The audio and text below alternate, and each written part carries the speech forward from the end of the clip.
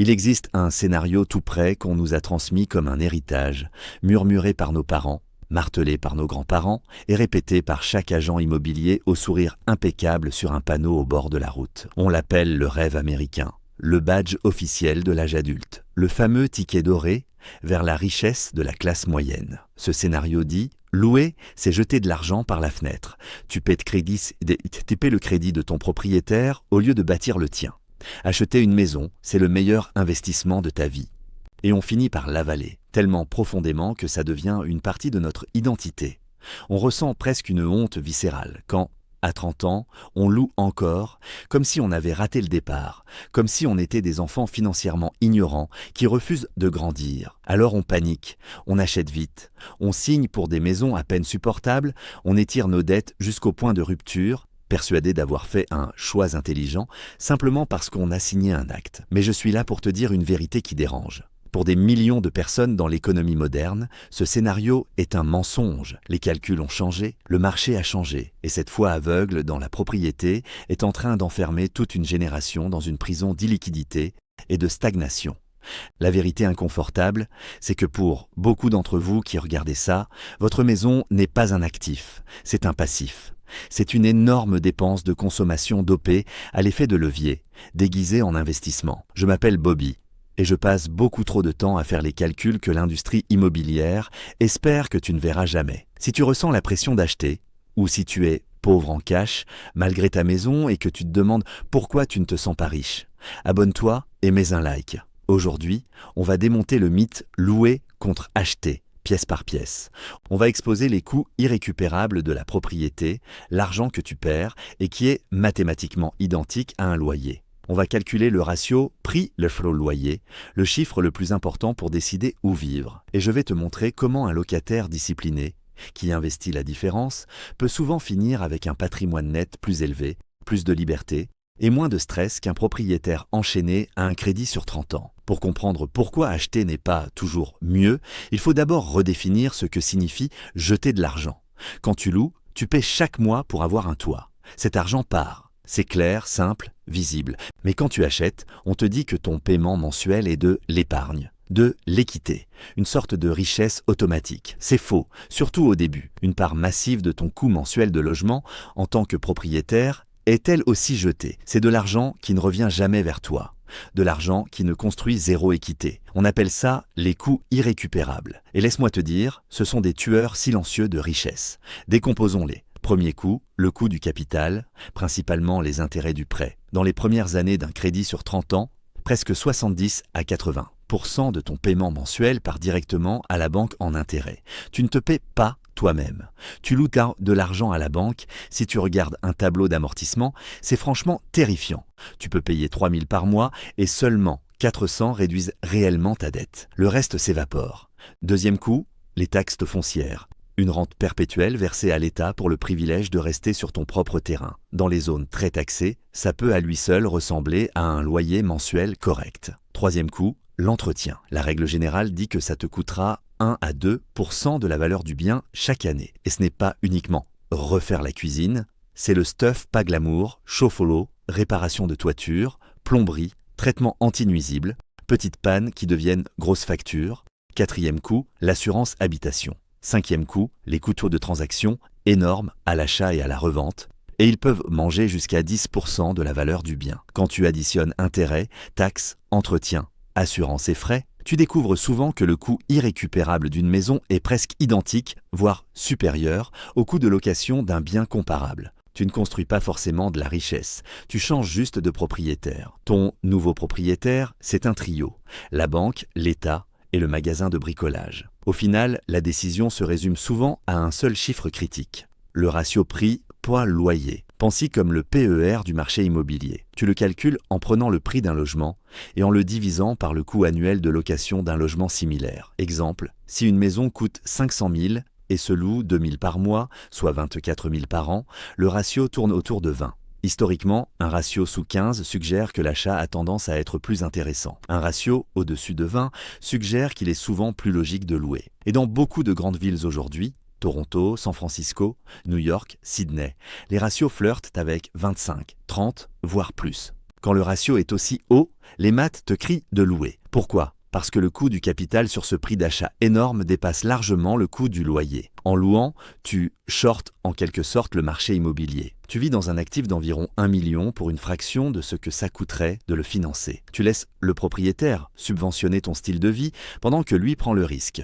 Chaudière qui lâche, fissures dans les fondations ou marché qui s'effondre. Toi, tu consommes un service, le logement, à prix réduit, pendant que le propriétaire, lui, spécule sur une hausse qui peut arriver. Ou ne jamais arriver. Mais le piège le plus dangereux de la propriété, c'est le coût d'opportunité de l'apport. C'est le tueur invisible de richesse dont personne ne parle à table, entre le dessert et le café. Pour acheter cette maison à 500 000, tu dois souvent mettre 100 000 d'apport, soit 20%. Et ces 100 000 deviennent soudain du cash enfermé dans un mur, de l'équité morte. Zéro cash flow. Impossible de payer les courses, impossible de rééquilibrer, impossible de saisir une opportunité. C'est coincé.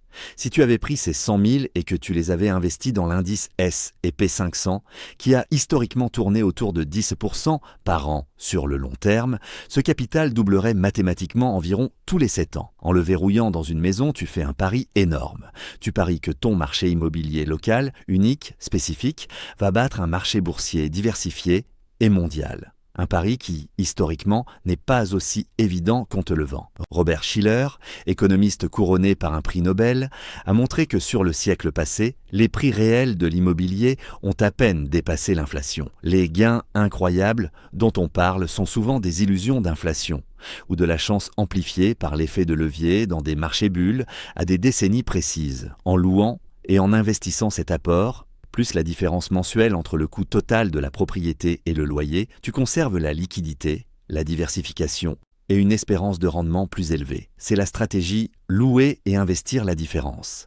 Et pour les gens disciplinés, c'est un accélérateur de richesse. Ça peut te transformer d'un prisonnier riche en murs, pauvre en cash, en millionnaire liquide. Parlons aussi de liquidité et de mobilité, deux actifs sous-estimés dans le monde moderne. Ta maison, c'est une ancre. Dans une économie qui change vite, la capacité de bouger pour un meilleur job, un coût de vie plus bas ou un style de vie plus sain, c'est un actif financier énorme.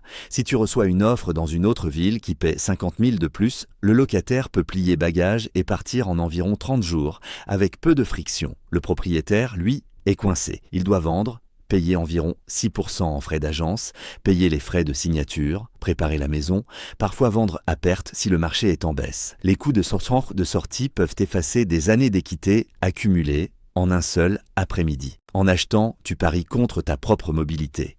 Tu paries que ton lieu actuel sera le meilleur endroit pour toi pendant les 7 à 10 prochaines années. Et si tu te trompes, le prix de sortie est brutal. Louer t'achète de l'optionalité.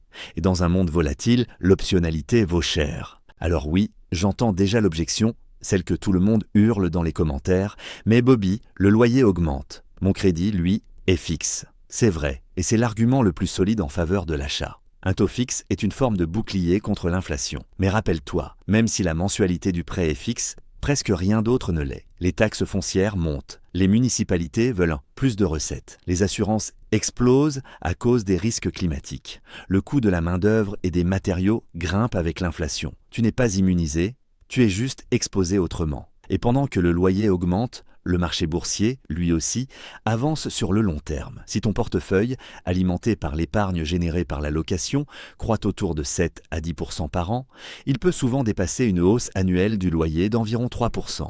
Autrement dit, tu utilises des actifs qui prennent de la valeur pour financer ton style de vie, au lieu d'utiliser ton style de vie, ta maison, comme seul actif. Et l'écart entre tes rendements d'investissement et la hausse des loyers, c'est souvent là que le locataire gagne. Il y a aussi une dimension de vie profonde que les tableurs ignorent. Être propriétaire, c'est un job à mi-temps. Ce sont des week-ends au magasin de bricolage, plutôt qu'avec tes amis. C'est le stress d'entendre un bruit bizarre au sous-sol et de savoir que c'est toi qui vas payer.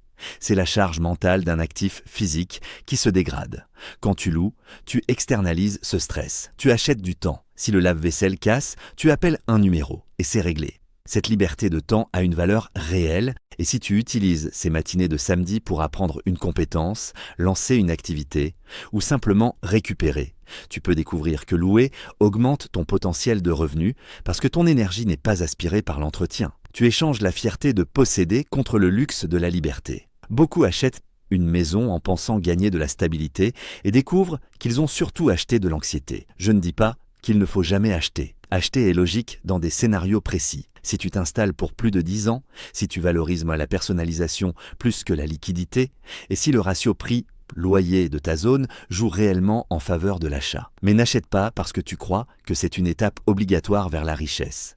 N'achète pas par peur de jeter de l'argent en loyer, tout en ignorant l'argent que tu jettes en intérêts et en taxes. Une maison est un choix de consommation, comme une voiture de luxe ou un costume haut de gamme. C'est un endroit où vivre, pas un plan de retraite garanti. Si tu traites ta résidence principale comme ton investissement principal, tu construis un portefeuille concentré, illiquide, coûteux à une catastrophe naturelle ou à un quartier qui décline de la ruine financière. Le chemin vers la richesse, ce n'est pas de posséder un acte, c'est de posséder des actifs qui produisent des revenus, actions, obligations, entreprises, ce sont des actifs qui te paient. Une maison, c'est souvent un actif que tu paies. Ne laisse pas le scénario culturel te harceler jusqu'à un mauvais investissement. Fais les calculs, vérifie le ratio, regarde les coûts irrécupérables. Et si les maths disent « loue », alors loue avec fierté. Investis la différence, bâtis ton empire liquide et laisse le propriétaire s'inquiéter du toit. Mets un like si cette vidéo t'a fait reconsidérer le rêve américain. Abonne-toi à Bobby pour plus de façons de hacker le système, ignorer la pression et bâtir ta richesse selon tes règles. On se retrouve dans la prochaine.